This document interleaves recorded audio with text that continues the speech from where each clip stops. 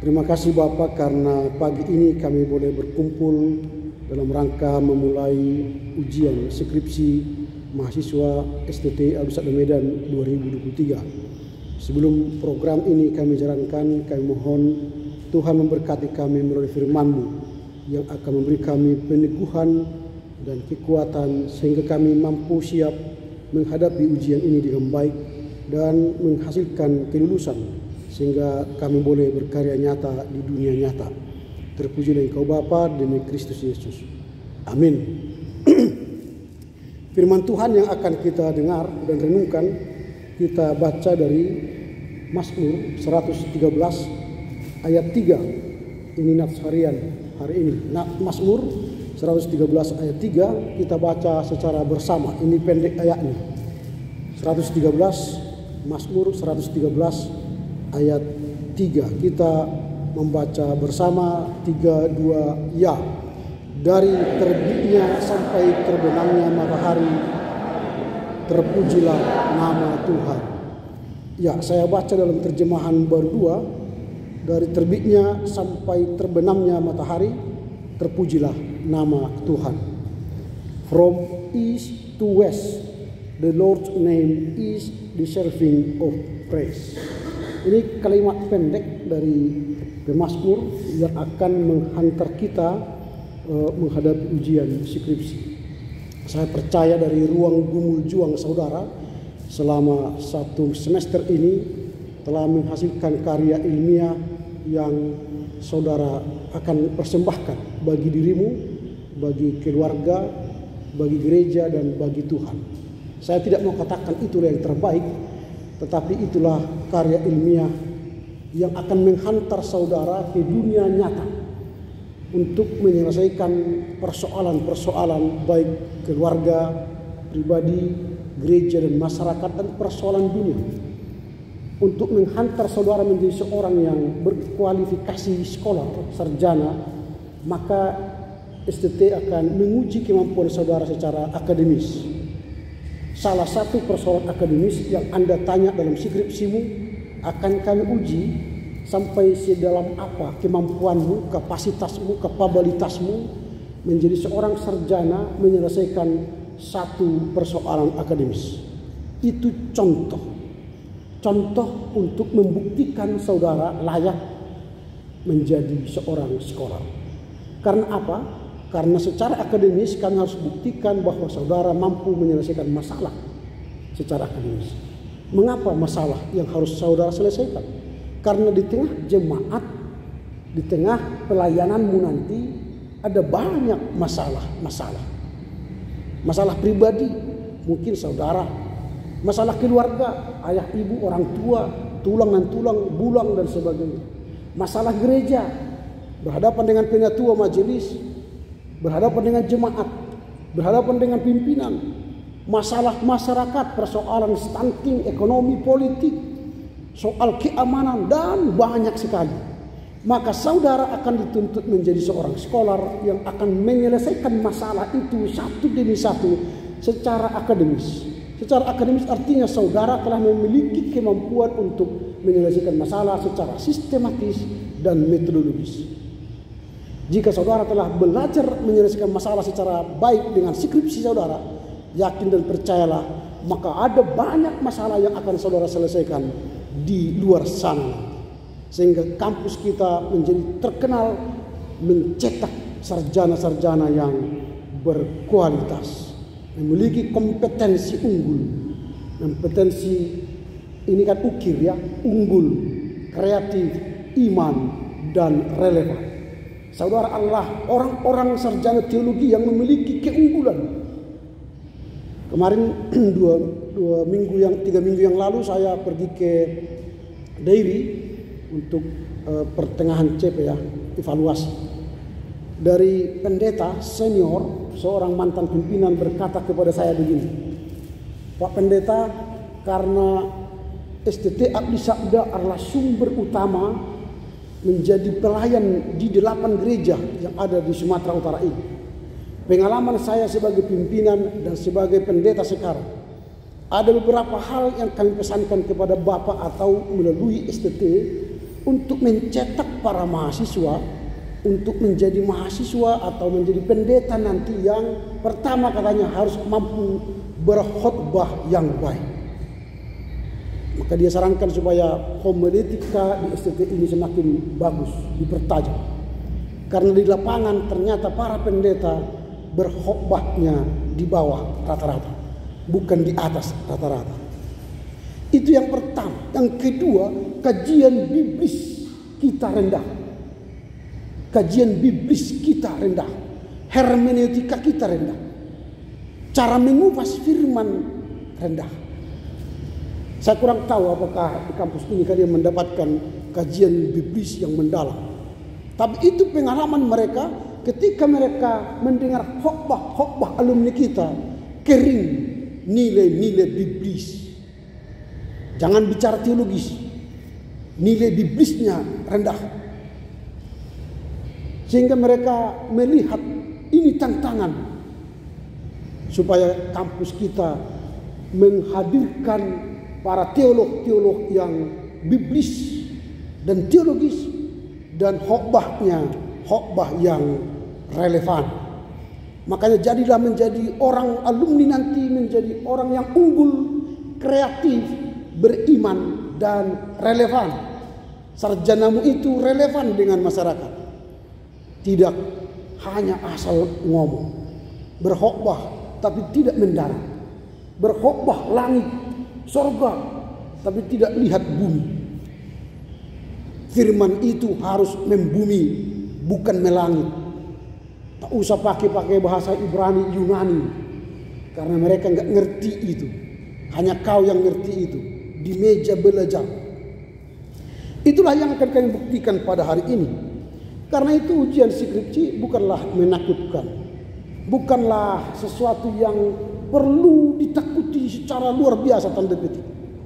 Karena ujian ini hanyalah kami hendak membuktikan Anda sudah fasih menjadi seorang scholar atau belum. Sama seperti ketika kalian belajar sepeda motor atau mobil atau sepeda, supaya kalian bisa dibuktikan menjadi seorang yang mahir dalam mengendarakan mobil dan sepeda motor, diuji di kepolisian. Sehingga keluarlah SIM kalian kan, surat izin mengemudi. Jadi ujian ini hanyalah memastikan saudara sudah lihai menjadi seorang pengkhotbah yang unggul, menjadi seorang teolog yang unggul, seorang biblikal yang unggul, seorang teolog yang relevan, beriman dan kreatif. Karenanya jangan nanti kalaupun dimarah-marahi oleh dosen, penguji atau dicecar ilmumu itu, anggap itu memastikan Anda sudah lihai di bidangmu. Bermainlah dengan kata-katamu yang memberi argumen-argumen teologis yang akan menjawab pertanyaan para dosen. Jadi jangan lihat dosen, oh ini killer, ini jahat ini. Jangan langsung katakan dalam dirimu dosen itu killer. Karena itu akan merusak wawancaramu hari ini atau ujian. Tapi katakanlah dosen ini akan memampukan saya menjadi seorang sarjana teologi yang baik, yang unggul, yang kreatif, yang iman dan relevan. Maka saudara akan melihat mereka adalah orang-orang yang memastikan kamu punya kapasitas, punya kapabilitas, punya kompetensi yang baik untuk ditamatkan dari kampus ini. Tapi kalau saudara menjawab nanti bla bla bla bla gitu, ya ini nggak layak, ini semester lagi, ini tambah ini, kira-kira gitu kan. Tapi kalau saudara menjawab dengan tenang, terima kasih Pak dosen atas pertanyaannya, saya coba menjawab ya. Pada halaman sekian saya salah sebutkan di bab ini, itu Pak. Terima kasih Pak, saya kembalikan kepada moderator. Wah senang. Jangan menjawabnya, iya Pak, ya aku terjadi, iya, makin dicecar kamu, dicecar nanti. Apa kau bilang? Suaramu nggak jelas, kan? Membuat kamu tidak percaya diri karena sudah dimarah-marahi. Buatlah dosen itu jangan marah, tapi buatlah mereka bahagia mendengarkanmu menjelaskan pemikiranmu yang cemerlang. Dosen bahagia mendengar kau bicara, menjelaskan apa yang kau tulis. Karena kau yang tulis kan. Kalau kau yang tulis kan enak menceritakannya. Kayak mencerita dongeng. Dongeng yang kita tahu, kalau kita menceritakannya, yang tahu ceritanya itu beda dengan yang tidak tahu ceritanya. Karena kita sudah tahu alur ceritanya kemana dan akhirnya di mana. Ini dia tulis bab 1 latar belakang masalah. Tapi dia tidak tahu masalahnya. Apa masalahmu di skripsi ini? Enggak tahu Pak katanya. Itu bahaya. Kamu cari tahu masalahmu supaya kau selesaikan dengan metodologimu yang baik dan kamu punya hasil yang baik di bab 4. Gampang kan? Selesai. Jangan takut. Karena itu saya akan memberi tema dalam renungan ini, Tuhan, pujian bagi nama Tuhan tak terbatas. Pujian bagi nama Tuhan tak terbatas. Sejak saudara memulai proposal skripsimu sampai pada akhirnya lampiran-lampirannya dan titiknya itu, Tuhan akan engkau puji. Karena engkau merangkai kata menjadi kalimat, kalimat menjadi paragraf, paragraf menjadi bab, bab menjadi satu skripsi. Itu karena Tuhan. Bisa saja kamu menangis ketika dikritik dosen pada bab 1, bab 2, bab 3. Kau dongkol. Kau memaki dosen itu. Tidak apa-apa. Itu membentukmu menjadi orang yang unggul. Kalau semua aman dari awal sampai akhir, tidak ada koreksi dari dosen, berarti Anda tidak punya pengalaman menulis skripsi. Menulis skripsi sekali seumur hidup, kecuali ambil bidang lain nanti. Sarjana ekonomi atau sarjana pendidikan, itu skripsi. Tapi kalau kau melanjut ke S2 itu bukan skripsi lagi, itu namanya tesis. Maka sekali saudara menulis tesis, nikmati pengalaman itu. Maka katakan kepada Tuhan, engkaulah yang terpuji Tuhan, sejak mulai dari kata pertama hingga titik terakhir skripsi ini. Ada banyak salah di situ. Tapi itulah yang saya lakukan, yang terbaik itu. Karena nanti setelah kau tulis ini diperbaiki setelah ujian para dosen mengujimu, kau baca 1 bulan yang akan datang, tertawanya kau membaca itu. Bisa seperti ini skripsi kau ini. Tertawa sendiri kau nanti. Karena kau tahu di mana bolong-bolongnya. Kau tahu bagaimana cara menyusun-nyusunnya itu. Yang kau comot dari sana, comot dari sini, kau kain-kain di apa kata-katanya nggak nyambung sebenarnya. Tapi kami sambung-sambungkan di hati kami. Kami sambung-sambungkan. Tidak apa-apalah. Minimal kalian sudah berani menyambung-nyambung yang tak tersambung itu. Itu aja. Supaya nanti di dunia nyata kalian sudah bisa menyambung yang tidak bisa tersambung. Karena dalam jemaat nanti ada banyak yang tidak bisa tersambung, akan kalian sambungkan. Minimal kalau kalian tidak bisa menyambungkan, kalian menyerah. Itu rahasia Tuhan Bapak Ibu. Menyerah itu. Menyerah. Karena nggak bisa lagi nyambung-nyambung. Ada pertanyaan jemaat, kalian sambung. Padahal nggak cocok, kalian sambung. Iya Pak, terima kasih pertanyaannya, kalian jawab, tapi nggak nyambung. Jemaat itu pun merasa, nggak nyambung ya. Tapi mereka diam. Karena kalian sudah pendeta. Diam mereka. Gak apa-apa. Iya, gak apa-apa. Karena memang skripsi kalian pun banyak gak nyambung. Itu. Dan jemaat nanti rasakan itu kalimat kalian gak nyambung. Makanya latihlah dirimu menyusun kata-kata, kalimat-kalimat, paragraf-paragraf, bab demi bab yang nyambung. Gak apa-apa. Nanti dulu 10 kali gak nyambung, gak apa-apa. Nanti perbaiki pada waktu tesis. Karena 10 tahun kalian melayani akademika kalian, kemampuan akademis kalian akan tumpul. Karena banyaknya pergumulan, banyaknya persoalan yang kalian hadapi, yang sering tidak nyambung kalian sambungkan, bosan juga kalian. Gak nyambung ya, tapi kok sambungkan itu. Bosan juga, akhirnya tumpul.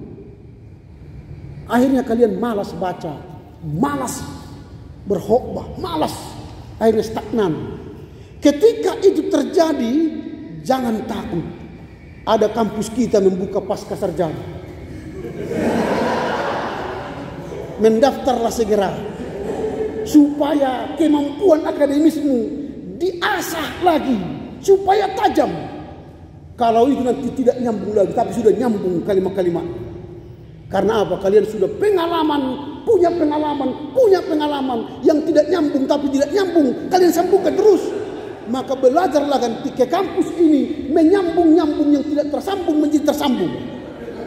Itu harus S2. Dan supaya lebih baik nanti ketika saudara S2 masih tidak nyambung-nyambung lagi kalimatnya, lanjut ke S3.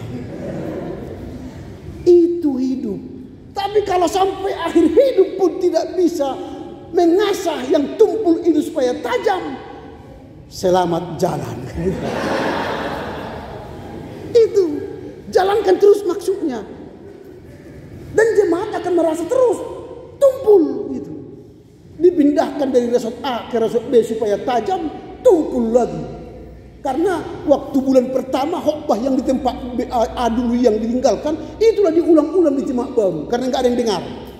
Diulang-ulang. 3 bulan habis itu. Karena sudah dibuat ilustrasi ini di tempat ini, ilustrasi di tempat ini, 3 bulan habis. Nggak ada lagi tambahan. Lalu kemana saudara pikiran?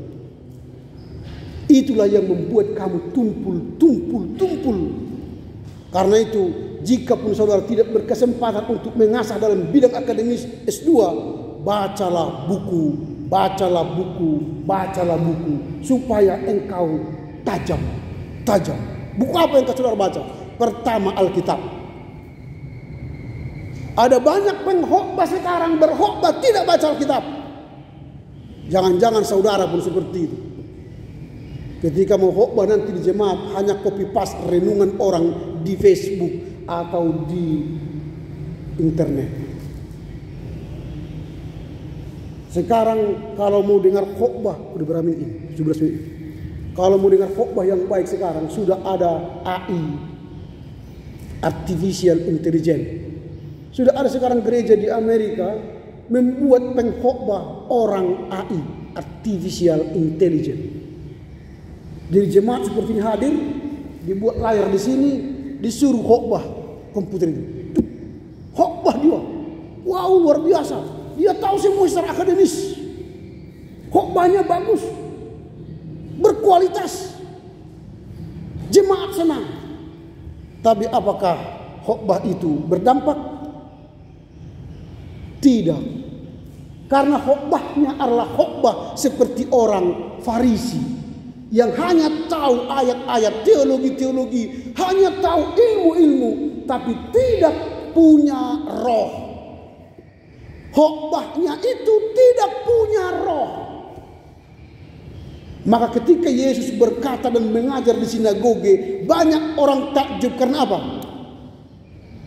Karena dia baca firman dengan roh. Ketika saudara membaca firman berulang-ulang berdoa, maka roh itu membuat engkau berhikmat, berkhotbah. Dan ketika saudara berdiri di atas firman, di atas mimbar, maka khotbahmu powerful. Mengubah dirimu dan mengubah pendengar. Tapi kalau hanya membuat khotbah yang baik, yang berkali berdunia, tapi tidak punya roh, tidak akan membawa dampak pada dirimu dan pada jemaat. Karena itu berangkatlah menuju perjuangan akhirmu hari ini atau sampai lusa. Nyatakanlah kamu orang yang dipenuhi roh, mengetahui apa yang kau tulis dan mengatakan apa yang kau tahu. Jika tidak kau tahu, katakan nanti sama dosen itu, Pak, aku belum tahu. Jujur. Daripada kau paksa nyambung tapi enggak nyambung. Pastikan dirimu menjawab dengan tenang dari apa yang kau tahu. Supaya tenang hatimu menyelesaikan tugas yang terakhir. Jangan terlampau panik. Ini satu SKS. Kalaupun kau nilai B, nilai C tidak mempengaruhi IP kamu. Tetapi kalaupun nilai A kamu semakin menaikkan IP kamu, itu lebih baik. Maka berangkatlah dengan senyum. dengan keyakinan Tuhan Allah yang menyertai, sehingga pada akhirnya kau berkata, puji bagi nama Tuhan tak terbatas. Amin. Kita berdoa. Terima kasih Bapa, karena firman-Mu hari ini meyakinkan kami dan para mahasiswa yang akan menghadiri ujian mereka dengan ketenangan, melakukan pertanggungjawaban akademis kepada para dosen penguji. Mereka akan menyatakan apa yang mereka tahu dari apa yang mereka tulis selama satu semester ini. Tuhan tolonglah mereka supaya dengan tenang, dengan pikiran yang tenang, dengan kata-kata yang berhikmat, mereka menyampaikan ide-ide, pikiran-pikiran yang telah mereka tuangkan dalam skripsi ini, sehingga para dosen terpuaskan atas penjelasan mereka. Terima kasih Bapak, kiranya Tuhan juga memberkati orang tua mereka atau orang-orang yang mendukung mereka dalam proses perkuliahan ini, sehingga mereka juga merasakan sukacita atas kelulusan anak-anak mereka dari perguruan kampus STT Abdi Sadagedan ini. Terpujilah Engkau Bapa, demi Kristus Yesus. Amin.